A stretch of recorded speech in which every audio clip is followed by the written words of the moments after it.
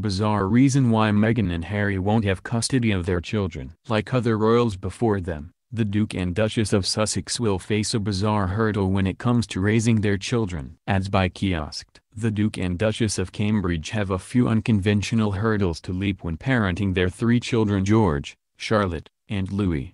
First, there's the insatiable paparazzi, always keen to snap the children on their way to school. Then there are the many confusing royal etiquette rules. After that, there are the official royal events, which weren't exactly planned with rambunctious toddlers in mind. And then, lastly, there's the unusual custody arrangement with the Queen. Even the most knowledgeable fan might not be aware of this, but according to royal historians, Prince William and Kate Middleton don't have legal custody of their own children. That, in fact, belongs to the children's 92-year-old great-grandmother, Queen Elizabeth II. The sovereign has legal custody of the minor grandchildren, royal expert Marlene Koenig told News.com. Oh, this goes back to King George I, who ruled in the early 1700s, and the law's never been changed. He did it because he had a very poor relationship with his son, the future King George II, so they had this law passed that meant the king was the guardian of his grandchildren. The law is more than 300 years old and was passed by a majority of 10 out of 12 judges in 1717, who decided the monarch's right of supervision extended to his grandchildren, and this right of right belongs to His Majesty, King of the realm, even during their father's lifetime. According to Koenig, who has written 2 books on the history of the British royal family and had dozens of articles published in the Eurohistory Journal, the law was legislated once again in 1772, when King George III was in power, and has never been superseded by new legislation.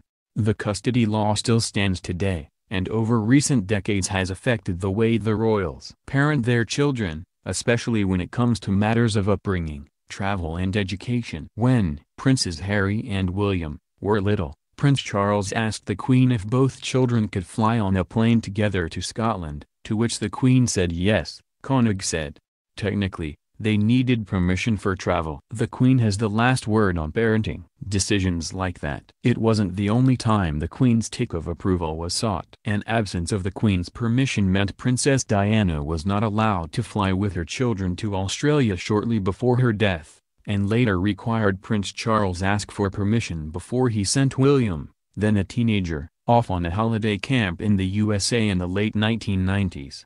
Another subtle nod to the unusual custody arrangement was in the 1996 divorce agreements between the Duke and Duchess of Wales, Prince Charles, and Diana, and the Duke and Duchess of York, Prince Andrew, and Sarah Ferguson. Custody is not included in those divorce documents because they did not legally have custody of their children to begin with, Koenig said.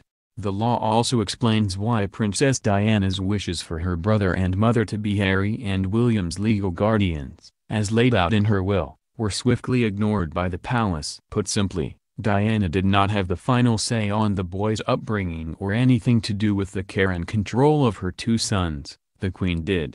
Perhaps frustratingly, William and Kate shouldn't expect to receive legal custody of their 3 children anytime soon, either. According to Koenig, in the event of the Queen's passing, the legal custody of George, Charlotte, Louis, and any other grandchildren in the palace will be passed on to their grandfather Prince Charles, who would then be king.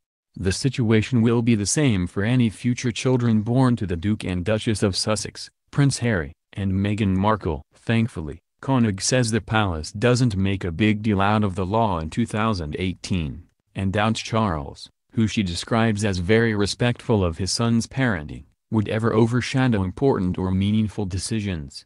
He understands they want to raise their children privately. The only thing Charles might ask for is more pictures, she joked.